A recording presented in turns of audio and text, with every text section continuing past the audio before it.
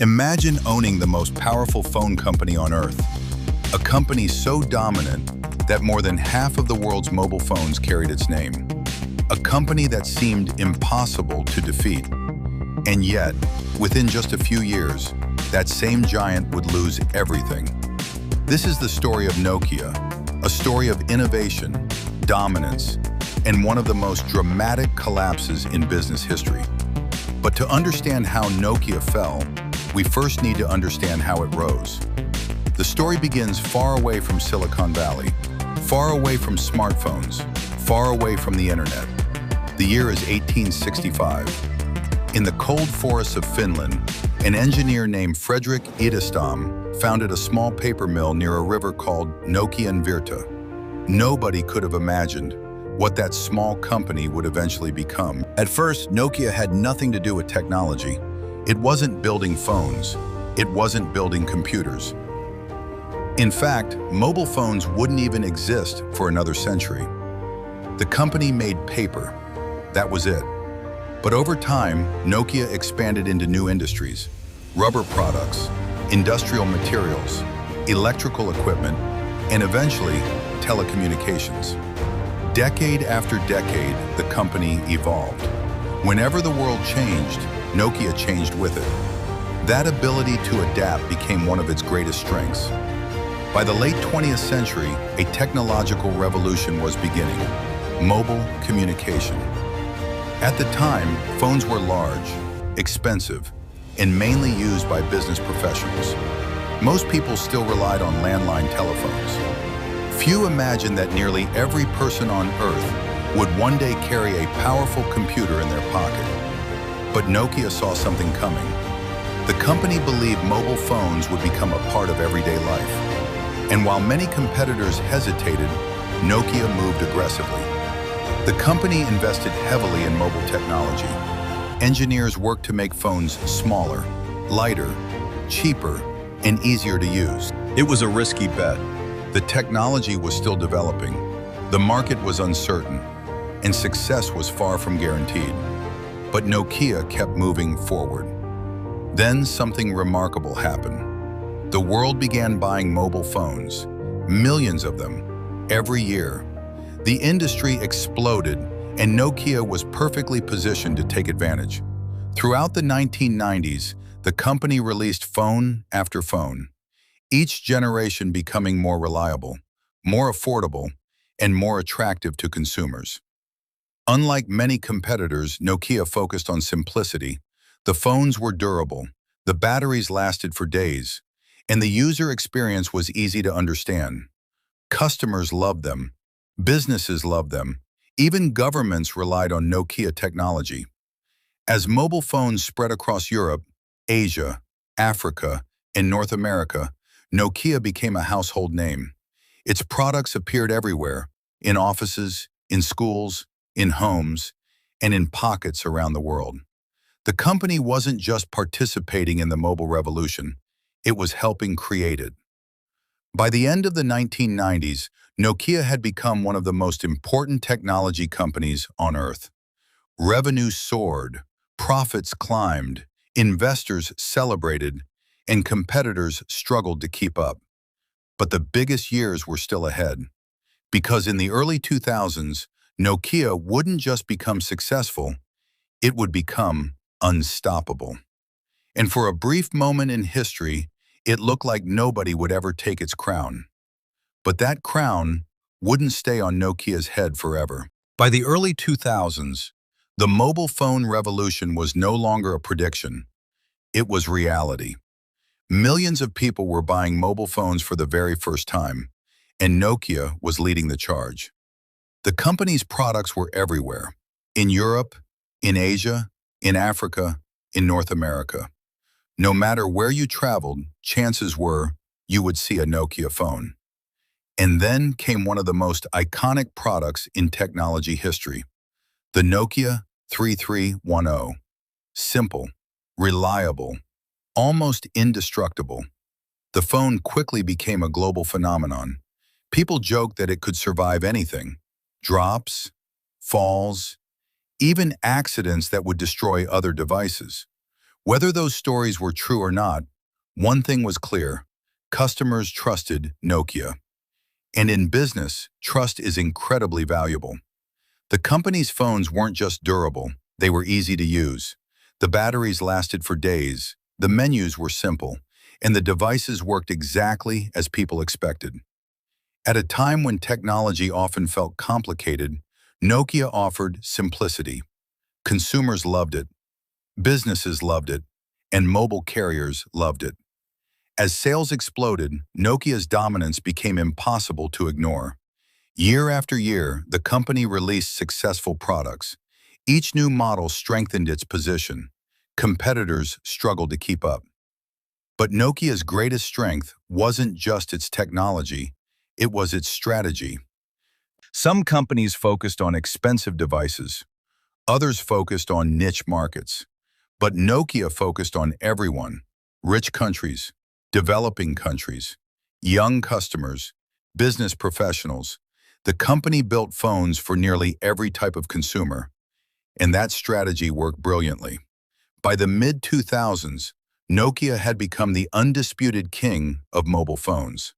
Its market share reached extraordinary levels. In some regions, Nokia controlled more than half of the entire market. Think about that for a moment. More than half. Imagine a single company controlling over half of all smartphones today. It would seem unbelievable. Yet Nokia achieved exactly that. The company generated billions in revenue. Profits surged. Investors celebrated. Executives were confident. And employees believed they were building the future. At its peak, Nokia wasn't just a technology company, it was a national symbol. The success of Nokia became a source of pride for Finland. The company employed thousands of people. It influenced global technology trends, and it became one of the most valuable brands in the world. To many observers, Nokia looked unstoppable. The company had money, experience, global distribution, brand recognition, and an enormous customer base. Everything appeared to be working perfectly, but hidden beneath the success was a dangerous problem. By the mid-2000s, Nokia looked unstoppable. The company dominated the global mobile phone market. Its products were everywhere. Its profits were enormous, and competitors seemed powerless to stop it. From the outside, everything appeared perfect. But in business, the most dangerous moment often comes when a company believes it has already won. Because while Nokia was celebrating its success, a revolution was quietly approaching, and it was coming from California. The year is 2007. At the time, most mobile phones looked similar. Physical keyboards, small screens, limited internet access, and software that felt slow and outdated. Consumers accepted these limitations because they had never seen anything better. Then, on January 9, 2007, a man walked onto a stage. His name was Steve Jobs, and what he revealed would change the technology industry forever. The iPhone. At first glance, it looked radically different. A large touchscreen, no physical keyboard, a modern web browser, and software that felt years ahead of existing devices. Many people were amazed, others were skeptical. Even some industry experts dismissed it. After all, Nokia was the king. BlackBerry dominated business communication, and Motorola remained a major player. How could one product change everything? The answer was that it wasn't just a phone. Steve Jobs wasn't selling a better phone. He was introducing a completely new vision of what a phone could become. The device wasn't just for calls. It wasn't just for text messages. It was a computer that fit in your pocket, a platform, a gateway to the internet, and eventually, a gateway to applications. The smartphone era had begun. But inside Nokia, many executives failed to recognize the threat. Some believed touchscreens were a temporary trend. Others believed consumers would continue preferring traditional phones. After all, Nokia was still selling millions of devices. The numbers looked strong. Revenue remained high. Profits continued flowing. Why change a winning formula? That mindset would prove dangerous. Because technology doesn't wait, and customers don't care who dominated yesterday. They care about who creates the future. Meanwhile, Apple kept improving the iPhone. Each new generation became more powerful, more polished, and more desirable. Then another threat appeared, Google's Android operating system. Unlike Apple's closed ecosystem, Android could be used by multiple manufacturers. Suddenly, companies around the world gained access to modern smartphone technology. The competition intensified, the industry accelerated, and the world began moving toward a future dominated by software. By 2008, the warning signs were becoming impossible to ignore. The smartphone market was changing rapidly. Apple was gaining momentum. Android devices were appearing everywhere, and consumers were beginning to expect something different from their phones. Not just hardware, software, applications, internet experiences, digital ecosystems. The rules of the industry had changed, but inside Nokia, adapting to that change proved far more difficult than anyone expected. On paper, the company still looked successful. Millions of phones were being sold every year. Revenue remained strong. The brand was recognized around the world. But behind the scenes, serious problems were emerging. Different teams inside the company often disagreed about the future. Some executives wanted to move faster. Others believed Nokia's existing strategy would continue working. Decision-making became slower. Projects became more complicated, and innovation began losing momentum. Meanwhile, competitors were moving at incredible speed. Apple focused relentlessly on improving the iPhone. Google continued expanding Android.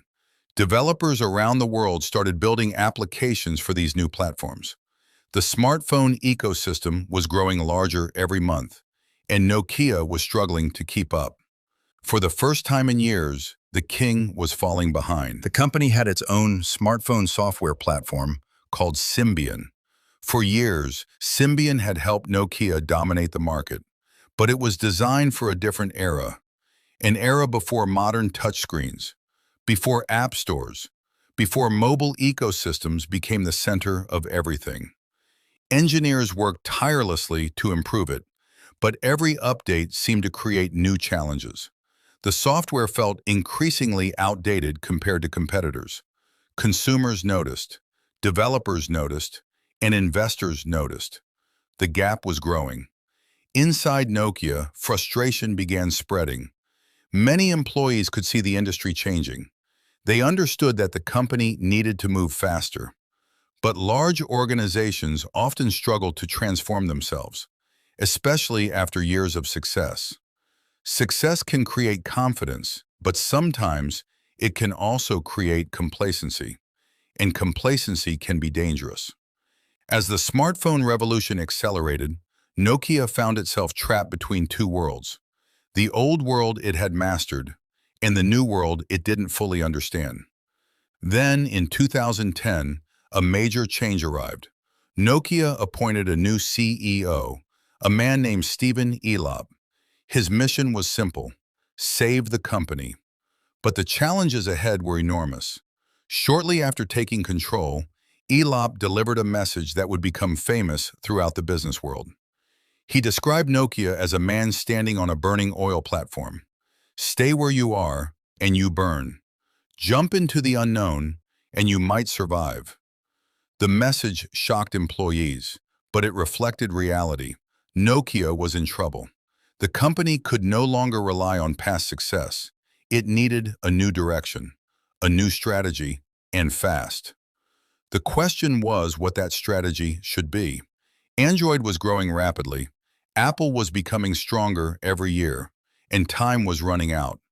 The decision Nokia made next would become one of the most debated choices in technology history.